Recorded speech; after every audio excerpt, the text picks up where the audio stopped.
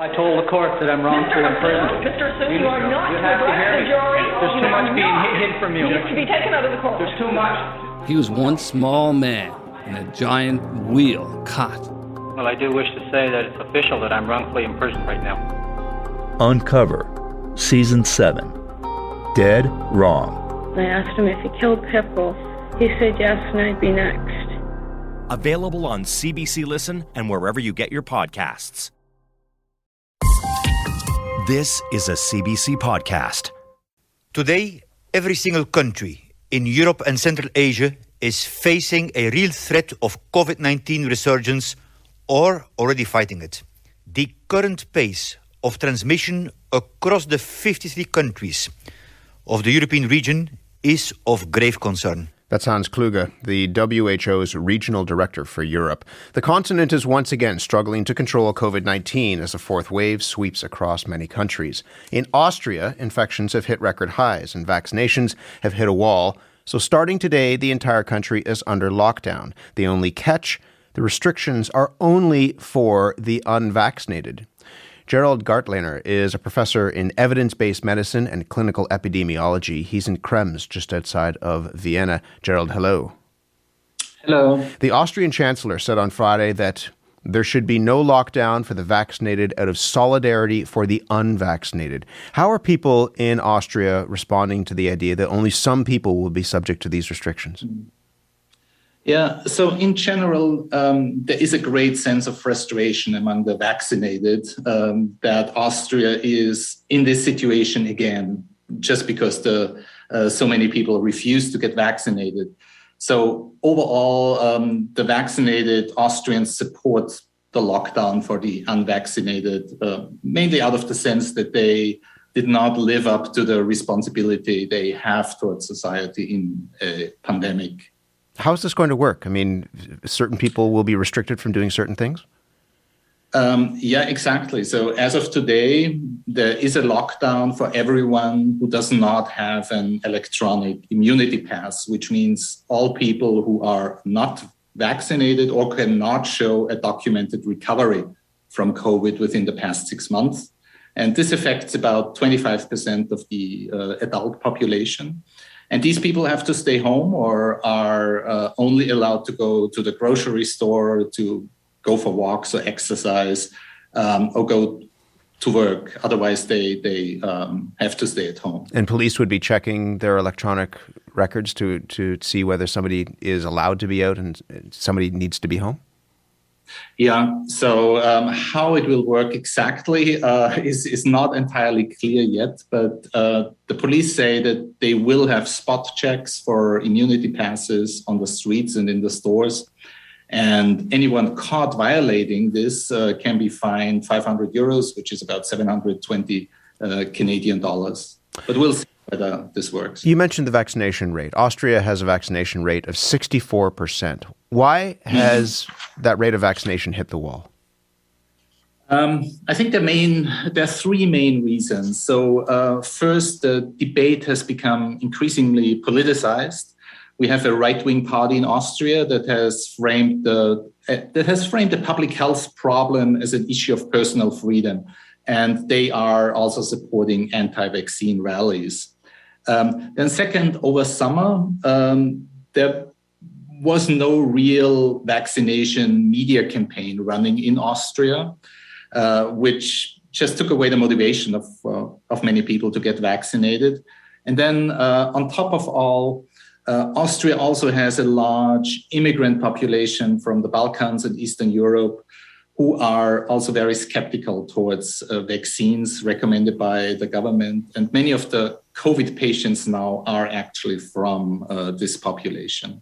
So is the situation that you see now in the country, is this something that you saw coming, that you realized that Austria would be in this position because of those low vaccination rates and what didn't happen over the course of the summer?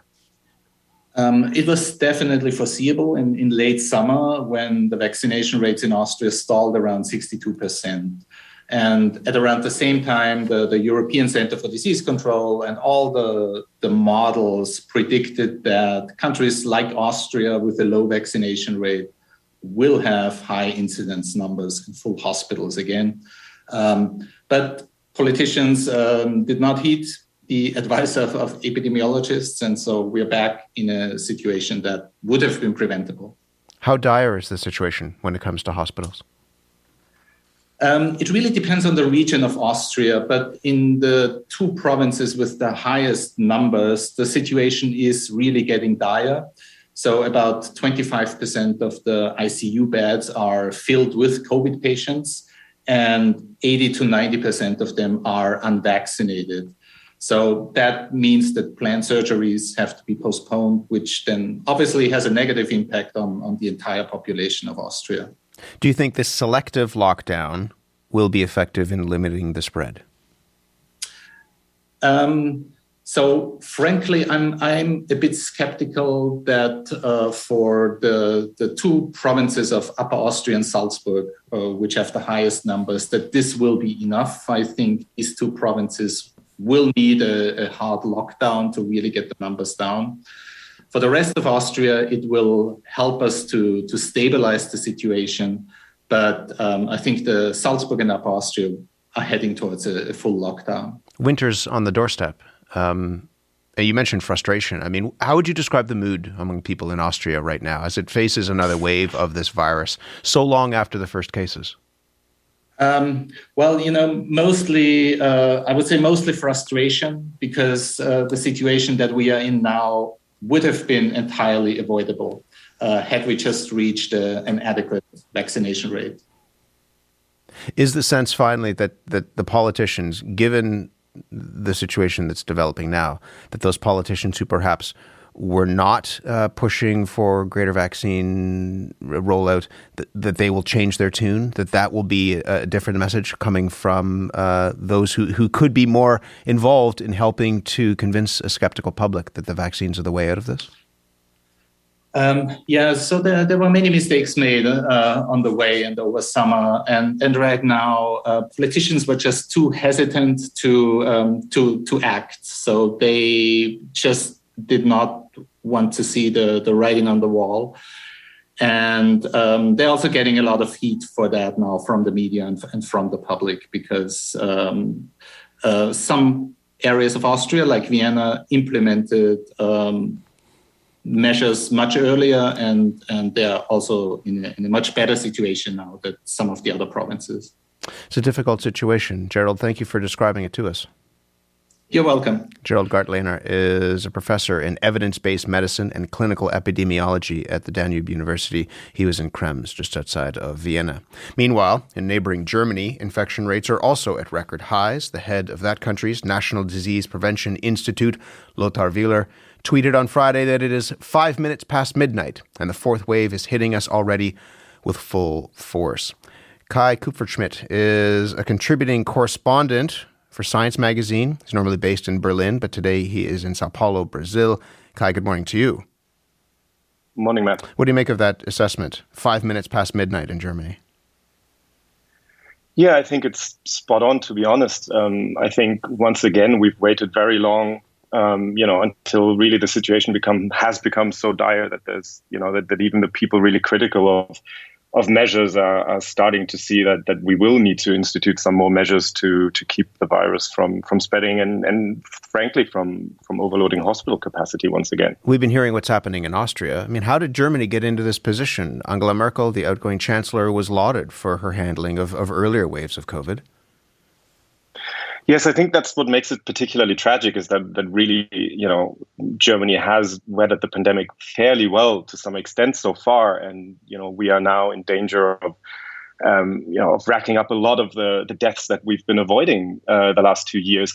I think a lot of it is very similar to what's happened in Austria. And frankly, the German-speaking countries are a bit of an outlier in Western Europe when you look at the vaccination rate. So the vaccination rate in Germany is not much higher than it is in Austria.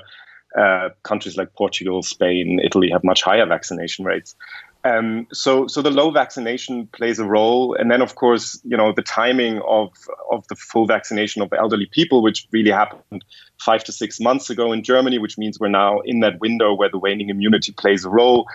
All of that was foreseeable, but it's coming together now with the seasonal effect as winter comes. And all of that means that we not only have to make sure that we get boosters to people who've been double vaccinated, but also we just have to get more people vaccinated that haven't had any shots yet. And on top of that, at this point, we're probably not going to be able to avoid other measures in order to keep the virus from spreading. And of course, there are other respiratory viruses that might rear their head in, this winter as well, and that could further exacerbate the situation on the ICUs. So there's a lot of reasons for concern. Everybody needs just the right amount of fuel to get going in the morning. For some, a nice McDonald's egg and cheese bagel is just enough to do it. Others might prefer a McDonald's bacon, egg, and cheese bagel. Or perhaps a sausage, egg, and cheese bagel. And there are those where nothing will do but a hearty McDonald's steak, egg, and cheese bagel. 4 different breakfast bagels to get you going. Tomorrow morning, give your engine a head start at participating McDonald's. Ba-da-ba-ba-ba. The next thing I know is I wake up and I just remember something bad happened to me last night. Somebody hurt me. This is Carrie Lowe's story. Carrie did everything, quote unquote, right. She reported right away. Her legal team says police systematically mishandled her case. Meanwhile, her attackers remain at large. I'm Maggie Rahr, and this is Carrie Lowe Versus. Available now on CBC Listen and everywhere you get your podcasts. Why did the vaccination rate run into a wall in Germany? Well, the previous guest explained it for Austria, and I think a lot of it is very similar. There is a political element to it. I think a lot of people are, frankly, looking for reasons to discount the vaccines. And now that we have this issue of waning immunity, instead of saying, okay, how do we make the vaccines work best and how do we do boosters? A lot of people are like, see, I told you, these vaccines don't actually work at all. Which of course isn't true. And then similar to Austria, we haven't had a real vaccination campaign in the summer when there wasn't really a push to try and get the number of vaccinated people up to, 80, 90, or even more percent of the adult population. We've seen this again and again, of course, in pandemics. There's the cycle of panic and neglect. And frankly, I think that we're seeing this in the middle of a pandemic. We're seeing the cycle play out. In the summer, when cases are low, when vaccination rates were going up, there was a sense that things would be okay. I think for a lot of people, a certain complacency set in. And now that the situation is getting worse, we are seeing the vaccination rate go up a little bit again. But what it really needed was a concerted push in the summer in the way that other countries have managed. And there are some, differences in the way that the healthcare system is structured in countries like Portugal and Germany that also play a role, I think. Are there restrictions that are in place right now? If you want to enter a public venue, do you need to be vaccinated? Do you need to wear a mask, for example, to go into a department store or into a restaurant? Yes. So masking is pretty universal still in indoor spaces, and it's really been not as politicized, I think, as the vaccines. I mean, to some extent, I guess if I had to choose, I'd rather have the masks be politicized than the vaccines. But certainly, if you enter a store, you still have to wear a mask. And then there's been a lot of debate about these 2 different models of restrictions. So one of them is you only let people in who can prove that they've either been vaccinated or they've recovered from an infection. And the other model is to add on top of that people who can, show a negative test result, even though they haven't been vaccinated and haven't recovered. And we are moving from that second system to that first system and basically not allowing people anymore to enter a lot of venues. For instance, Berlin just instituted this, not to allow people anymore who only have a negative test. Now, I think it's really important how to communicate this policy because it is being communicated a lot as trying to put pressure on people to get vaccinated, which, would be a nice side benefit. But I think it is very dangerous because it further politicizes the debate. What we really need to say is this is a measure to, keep these indoor spaces as safe as we can. And we know that the risk from unvaccinated people, even if they have a recent rapid test, is just a lot higher than from a vaccinated person. So it makes perfect sense on that alone. So just in the last few seconds that we have, given that, but also, as you said, the possibility that there could be further restrictions coming, how do you think people would respond to another wave of restrictions in Germany? Well, as with so many of these debates, I think there is a huge majority of people who have gotten vaccinated and who see the need. I mean, of course, there's a huge sense of frustration. But certainly in my circle of friends and colleagues, everybody's vaccinated and everybody sees the need for further action.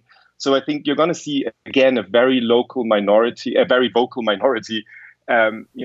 argue against this and push back. And there's going to be a big majority of people who are willing, once again, frankly, to put in the work also for all of these people who haven't done what it takes to finally get out of this situation. Kai, good to speak with you again. Thank you very much. Thanks. Kai Kupferschmidt is a contributing correspondent for Science magazine, who's normally based in Berlin, reached him today in Sao Paulo, Brazil. Both Germany and Austria have lower vaccination rates than Canada, but my next guest says it is still worth paying close attention to what's unfolding there as we head into winter here. David Fistman is a professor of epidemiology at the University of Toronto. David, good morning to you. Good morning. Nice to talk to you. Great to have you on the program. Broadly, how would you characterize the situation when it comes to COVID in this country right now?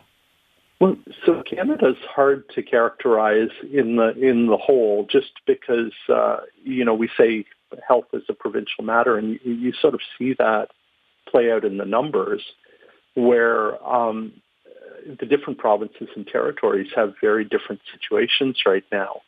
So you could go from east to west.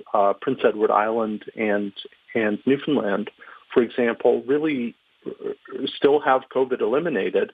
In the other Atlantic provinces, New Brunswick in particular has been struggling. Out west, they've come through some very nasty times in Alberta and Saskatchewan. Cases have subsided somewhat, but they've really damaged their health systems. BC continues to have a hard time. They lead the country in deaths. I think the biggest change for us as a country, and then, of course, up north, you have really no COVID to speak of in Nunavut. I think there's a case in Pond Inlet a couple of days ago, but really nothing else. And then in Yukon, you actually have the highest per capita rates in the country right now. What drives us nationally, of course, is the big populous provinces of Ontario and Quebec.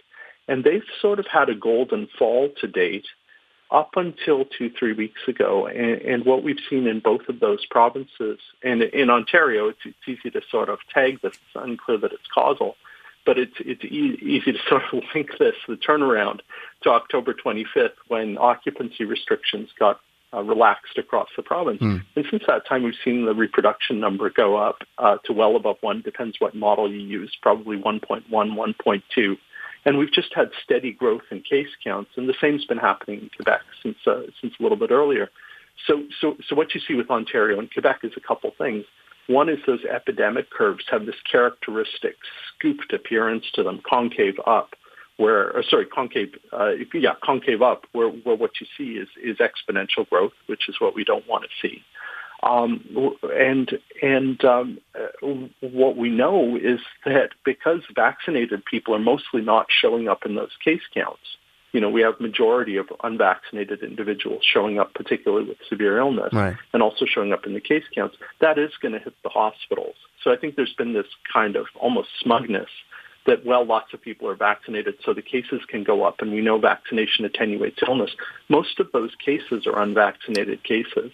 So if this continues apace, we are going to see this hit our health systems, which has done quite well through the fall. How worried should we be that what we're seeing in Europe could come here? Well, I'm not sure who did this, but someone plotted out Germany's epidemic curve versus Canada's epidemic curve over the last year and a half, and we really have looked a lot like Germany with a slight lag. What I would say in terms of Canada, so I think it's reasonable to expect that this may come.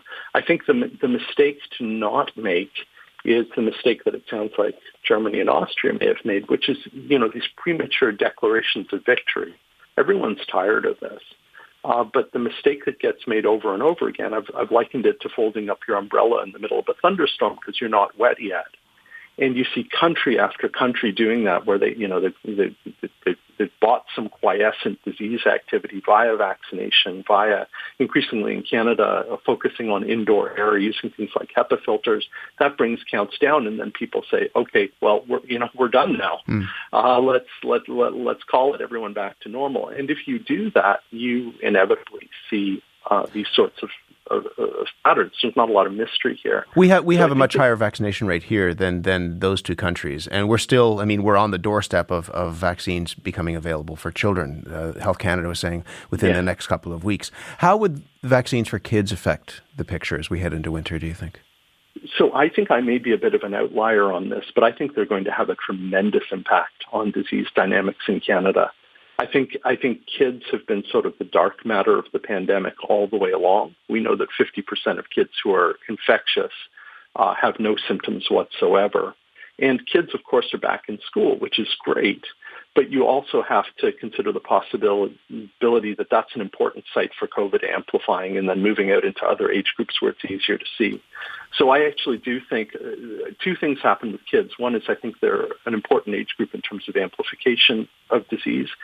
The second is because Delta has such a high reproduction number, to get up to the 95% of the total population vaccinated, which you need to do to get herd immunity, you need to include kids, because kids are, they're 10% of the population. So you just can't get there without vaccinating kids. So I do think when we start vaccinating kids, it's going to have a big effect.